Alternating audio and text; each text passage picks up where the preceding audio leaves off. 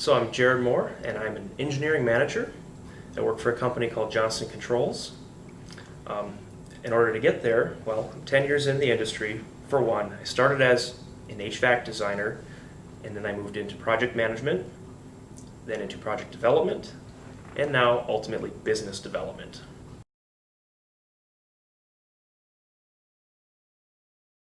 So a typical day in my office revolves around meeting with my peers.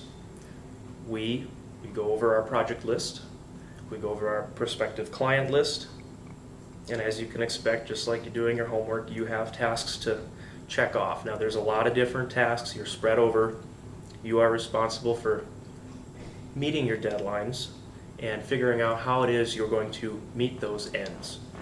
Now, like thermodynamics, a lot of times the problem is loosely defined.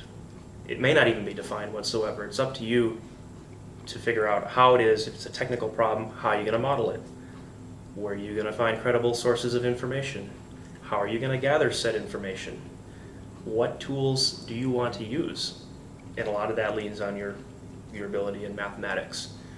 So surprisingly, I am in a business development role where you would not think that I would need to be an engineer. Oh, but I definitely use engineering principles day in and day out. And so a typical day starts with leaning on my library of sources, my resources, and then I direct people to tasks.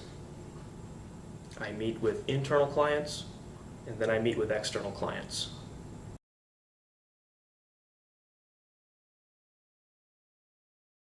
So what I like most about my job is the breadth of which I am exposed to. It could be the different markets I serve. It could be the different technologies and products I specify. And a lot of times, there's a first time for everything in the field of HVAC.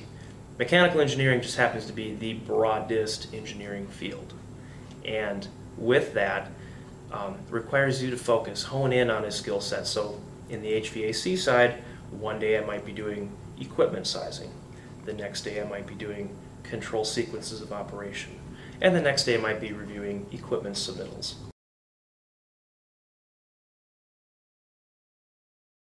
So you can expect to find a job. You can also expect to put in the time, as you would in any field. No one's just going to hand you or mentor you from day one. They're not going to give you a free ride. It really, you get out of it what you put into it. It doesn't mean you have to work 60 hours a week.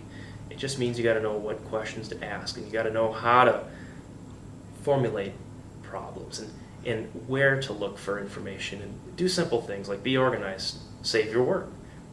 What you can expect as well is a lot of doors are going to open. You're going to see that when you get in the field, there's a lot more players, a lot more interest, a lot more career path options when starting technical for you to go into. You might choose to be a construction manager, for example.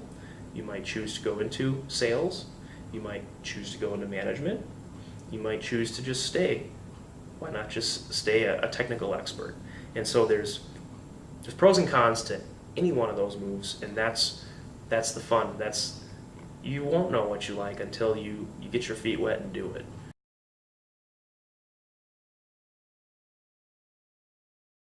I think you should have the end in mind. It's hard to do. I mean, heck, I'm only 10 years in, and I sometimes wonder, what is my end game? You're 0 years in.